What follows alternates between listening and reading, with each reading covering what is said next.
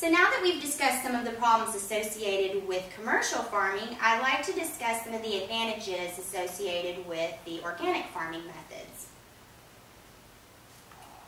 First of all, what does organic mean exactly?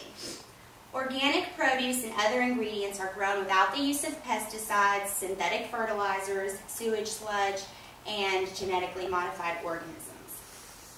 Animals that produce meat, poultry, and eggs and dairy products do not take antibiotics or growth hormones. Using organic methods, the animals' living conditions are much, much healthier. When animals are raised outdoors on pasture, their manure is spread out and becomes a welcome source of organic fertilizer instead of a waste management problem. Their environment is its own sustainable ecosystem. The cows eat the grass and they fertilize the grass. Because the animals have a lot more space, they also stay relatively clean. And we also cut down on the use of fossil fuels from transporting cattle, manure, and grain. Products from grass-fed animals are safer as well than are from conventionally raised animals. They lower the risk of being infected with the E. coli bacteria.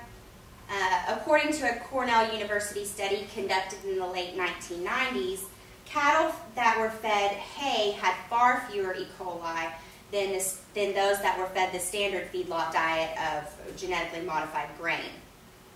After only 5 days of being switched to grass, the cattle shed 80% of the E. coli in its gut. And calves raised on pasture showed no signs of the acid-resistant strain of E. coli 0157H7, and every one of the calves raised in pens had at least one positive sample.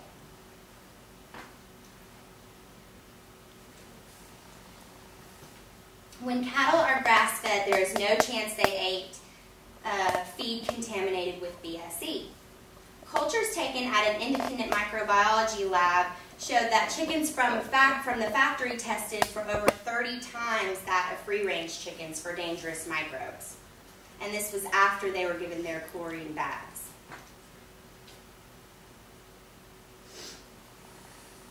Animals on pasture that live on pasture and are raised on pasture from birth to market are so healthy they rarely need drugs or antibiotics of any kind. And therefore you're very unlikely to find the antibiotic-resistant bacteria strains in these animals. If we demand a safer product, then we will get it. Major retailers such as Walmart are already carrying organic foods to meet customer demands. If we continue the growing trend for organic products, eventually the organic will be less expensive or the same as their conventional counterparts. Look at what's happened in the tobacco industry over the last 20 years. When companies and industries act irresponsibly, they can be revolutionized.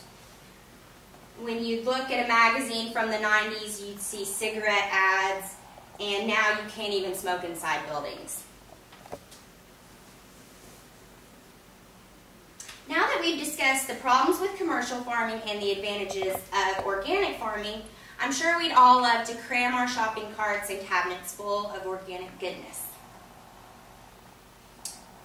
But we all know that organic can be more expensive than conventional products.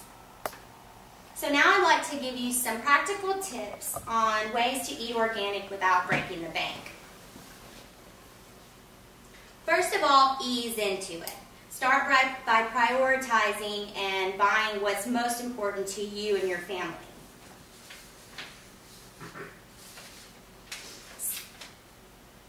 Next, some produce is conventionally sprayed with pesticides more than others. So from the list of the dirty dozen that you can see here, always buy these organic. You can save money by buying the conventional counterparts of the Clean 15, which are conventionally minimally sprayed. Research has shown that alone, this can cause a measurable difference in pesticide levels found in human tissues. Also, you can buy generic store brands. Many stores are now carrying their own organic products.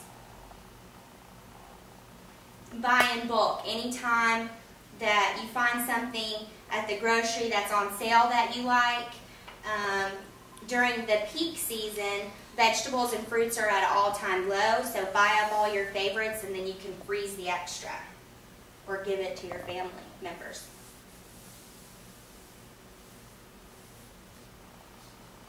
Buy from your local farmers markets. Just because it's at a farmer's market doesn't mean that it's necessarily organic, so you can ask them about their growing methods.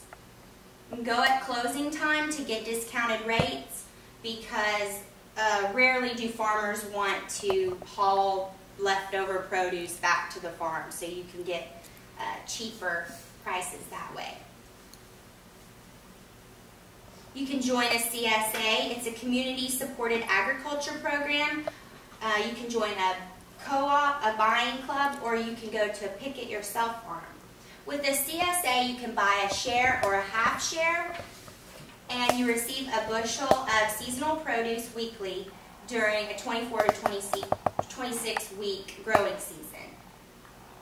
With a co-op or a buying club, you join a group and together you get a discounted rate. To get bargain price bushels from pick-it-yourself farms, you simply go during certain hours and pick your own produce. Since this is more labor intensive for you and less so for the farmer, it's a great way to get your produce dirt cheap. Finally, if you're able, plant a small garden. Even if it's a couple of plants of your favorite things, it can be very helpful. I hope that you now have a better understanding of the benefits of eating organic meats, eggs, dairy, and produce. As I have illustrated, the confined living conditions, unnatural diet, and use of hormones, antibiotics, and other drugs on the animals, and the dangerous chemicals used in produce make conventional farming a serious health risk. And by minimizing our exposure to toxins and foodborne pathogens, we bring ourselves that much closer to the prime health that we all desire. Thank you. Very good.